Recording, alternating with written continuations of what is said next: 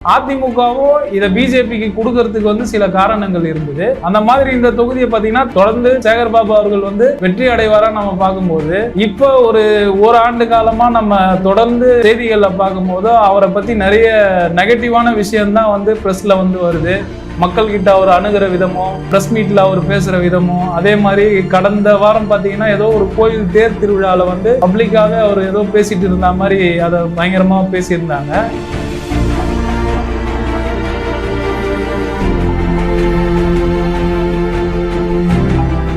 வணக்கம். இப்ப நம்ம பார்க்க தேர்தல் அரசியல்ல இப்ப நம்ம பார்க்க போற தொகுதி என்ன அப்படின்னு கேட்டீங்கன்னா 17வது தொகுதி அப்படின்னு சொல்லலாம். சரி, இதுவும் ஒரு முக்கியமான தொகுதி அப்படின்னே சொல்லலாம். இது துறைமுக தொகுதி, ஹார்பர் தொகுதினே சொல்லுவாங்க. இந்த கான்ஸ்டிடியூன்சிஸ்ல யாரெல்லாம் வின் பண்ணியிருக்கிறாங்க அப்படின்னு கேட்டீங்கன்னா, இன்னைக்கு அறநிலையத்துறை அமைச்சரா இருக்கிற PK சேகர்பாபு அவர்கள் தொடர்ந்து 2 முறையா இந்த இடத்துல வாகை சூடி இருக்கிறாரு. சரி, இதுக்கு முன்னாடி அவரே தான் வின் பண்ணாரா அப்படின்னா, அது 2011 அப்படிங்கிற கதை. அப்படிங்கிற ADMK ஓட நிலைப்பாடுகள் அதிகமா இருந்தது.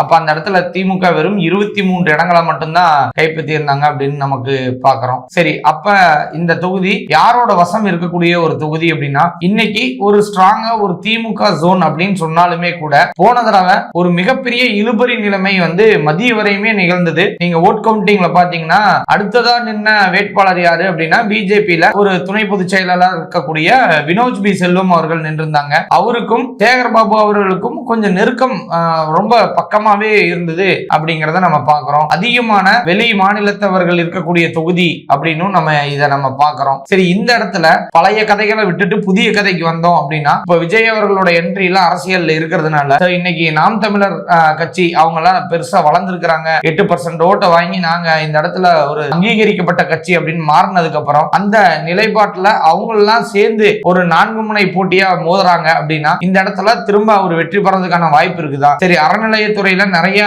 நல்ல விஷயங்களும் நடந்தது அப்படின்னு நம்ம பாக்குறோம். சில விஷயங்கள் எதிர்ப்பான விஷயங்கள் நிறைய இருந்தது. கோயில் இடிப்பு போன்ற விஷயங்கள்லாம் இருந்தது அப்படிங்கறத நிறைய இடங்கள்ல இன்னைக்கு நம்ம சமூக வலைதளங்கள்ல நம்ம பாக்குறோம். சரி, அந்த மாதிரி நிகழ்வுகள் எல்லாம் ஒருவேளை அவருக்கு அமைச்சர் அவர்களுக்கு எதிராக திரும்புறதுக்கான வாய்ப்புகள் இருக்குதா அப்படிங்கறத கள ஆய்வை மேற்கொண்டு ஒரு அரசியல் விமர்சனத்தை என்ன மாதிரி எல்லாம் கொடுக்க இருக்கிறாரு அப்படிங்கறத நம்ம இப்ப தெரிஞ்சுக்கலாம். வணக்கம் திரு சத்யா, உங்களோட ஆய்வுகளை மட்டும் நீங்க பகிர்ந்துக்கோங்க. வணக்கம் திரு தினேஷ். நேயர்கள் அனைவருக்கும் வணக்கம். இன்னைக்கு நாம பார்க்க இருக்கிற தொகுதி பாத்தீங்கன்னா தேர்தல் வரிசையில 18வது தொகுதி துறைமுகம் தொகுதி. இந்த துறைமுகம் தொகுதி பாத்தீங்கன்னா 2021 PK சேகர்பாபு அவர்கள் தான் திமுக கட்சி சார்பா நிற்கிறாரு. அவர் கிட்டத்தட்ட 59,317 வாக்குகள், 58.8% பதிவான வாக்குகள்ல. 2வது இடத்துல பாத்தீங்கன்னா கூட்டணி கட்சிக்கு, அதாவது அதிமுக தலைமையிலான கூட்டணி பிஜேபிக்கு இந்த தொகுதியை ஒதுக்குறாங்க. அங்க வினோத் பி செல்வம்ன்றவர் அங்க நிக்கிறாரு. திரு தினேஷ் சொன்ன மாதிரி அவர் பிஜேபி கட்சியில் துணை செயலாளரா இருக்கிறாரு. அவர் 32,043 வாக்குகள், கிட்டத்தட்ட 31.81% வாக்குகள் வாங்குறாங்க. அதே மாதிரி 3ஆம் இடத்தை MNM அவங்க பாத்தீங்கன்னா ஆர் ரமேஷ் என்றவர் 3,357 வாக்குகள் வாங்குறாங்க. நாம் தமிழர் M அமித் அவர்கள் பாத்தீங்கன்னா 3,300 சில்லற வாக்குகள் வாங்கி 4வது இடத்தை பிடிக்கிறாங்க. அந்த 3வது இடம் 4வது இடம் மிகப்பெரிய வித்தியாசம் எல்லாம் கிடையாது.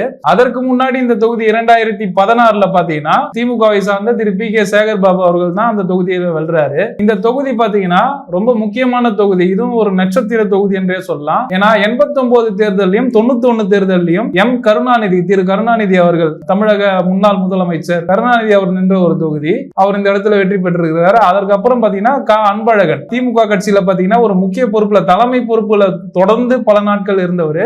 தொடர்ந்து 3 தேர்தலில் பாத்தீங்கன்னா 96, 2001, 2006 இந்த தேர்தலில் பாத்தீங்கன்னா தொடர்ந்து அந்த இடத்துல வெற்றி பெறாங்க திமுக. நம்ம என்ன நினைப்போம்னா, இது திமுக பலம் வாய்ந்த ஒரு தொகுதியா இருக்கும் அப்படின்னு நினைப்போம். அந்த இடத்துல 2011 திமுக மேல இருந்த மிகப்பெரிய அதிருப்தி அலை. அந்த டைம்ல பல கருப்பையா அதிமுக சார்பா நிக்கிறாரு. அவரு கிட்டத்தட்ட பாத்தீங்கன்னா அந்த தேர்தல்ல முக்கிய தலைவர்லாம் நின்ன ஒரு தொகுதியில அதிமுக வசம் இந்த தொகுதி வருது.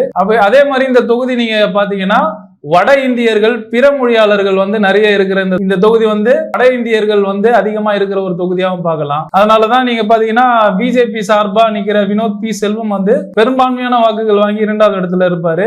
அதிமுகவும் இதை பிஜேபிக்கு கொடுக்கறதுக்கு சில காரணங்கள் இருந்தது. அந்த மாதிரி இந்த தொகுதியை பாத்தீங்கன்னா தொடர்ந்து சேகர்பாபு அவர்கள் வெற்றி அடைவாரா நம்ம பார்க்கும்போது, இப்போ ஒரு ஆண்டு காலமா நம்ம தொடர்ந்து செய்திகள்ல பார்க்கும்போது அவரை பத்தி நிறைய நெகட்டிவான விஷயம் தான் பிரஸ்ல வருது, மக்கள் கிட்ட அவர் அணுகிற விதமும், பிரஸ் மீட்ல அவர் பேசுற விதமும், அதே மாதிரி கடந்த வாரம் பாத்தீங்கன்னா ஏதோ ஒரு கோயில் தேர் திருவிழால வந்து பப்ளிக்காவே அவர் ஏதோ பேசிட்டு இருந்த மாதிரி அதை பயங்கரமா பேசியிருந்தாங்க.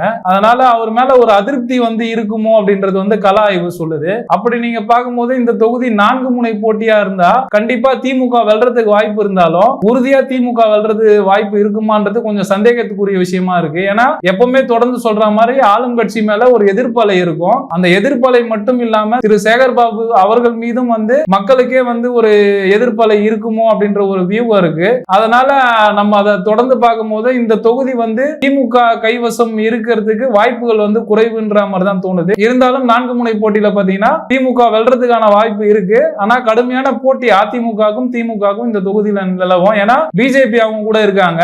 அதே மாதிரி நீங்க பாத்தீங்கன்னா முக்கியமான சில கட்சிகளும் இருப்பாங்க. தாவேக கண்டிப்பா வாக்குகளை பிரிப்பாங்க. இப்போ சேகர் பாபு அவருடைய வாக்குகளையும் பிரிப்பாங்க, அதே மாதிரி அதிமுக அவங்க வாக்கையும் பிரிப்பாங்க. அப்படி பிரிக்கும் போது கண்டிப்பா இந்த தொகுதி வந்து திமுக வந்து கைவசம் இருந்து அது வந்து அதிமுக கிட்ட போறதுக்கும் வாய்ப்பு இருக்கு, திமுக கிட்ட இருக்கிறதுக்கும் வாய்ப்பு இருக்குது. இப்ப இருக்கிற கள சூழ்நிலை 4 முனை போட்டியில திமுக வெல்லும். ஆனா அந்த வெற்றி திரு சேகர் பாபு அவர்களுக்கு வந்து எளிதில கிடைக்காதுன்ற மாதிரி தான் தோணுது. தொடர்ந்து 3 முனை போட்டியா இருந்தா உறுதியா இந்த தொகுதியை வந்து அதிமுக தலைமையிலான கூட்டணி, ஏன்னா தாவேகா உள்ள வந்துரும், பிரிச்ச வாக்குகளை ஒண்ணு சேர்க்கும் போதோ அதிமுக வெற்றி பெறதுக்கான வாய்ப்பு இருக்குது. அதாவது 4 முனை போட்டியில கஷ்டப்பட்டு தான் திமுக வந்து இந்த இடத்தை பிடிக்கும், 3 முனை போட்டியில எளிதா அதிமுக இந்த தொகுதியை பிடிக்கும். அப்படிதான் நம்ம இந்த தொகுதியை பார்க்கணும்.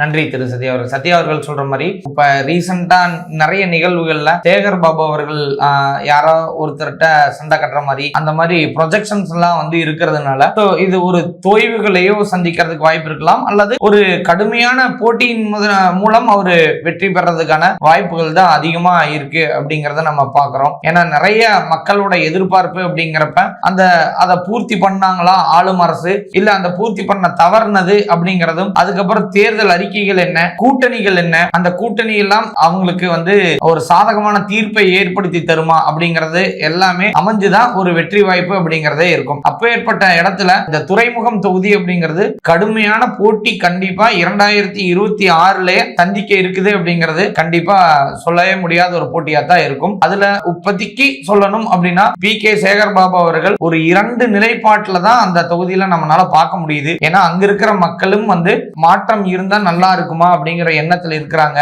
அப்படிங்கறது தான் ஆய்வு முடிவுகளும் நம்மளோட பகிர்ந்துகிட்டாங்க. இந்த மாதிரி அரசியல் நிகழ்வுகளை உங்களுக்கு ஏதாவது எதிர்கருத்துகள் இல்ல முரண்பட்ட கருத்துகள் இருந்தது அப்படின்னா தாராளமா எங்களோட நீங்க கமெண்ட்ல பகிர்ந்துக்கலாம். நாங்க மீண்டும் ஒரு நல்ல தொகுதியோட உங்களை சந்திக்கிறோம். மிக்க நன்றி.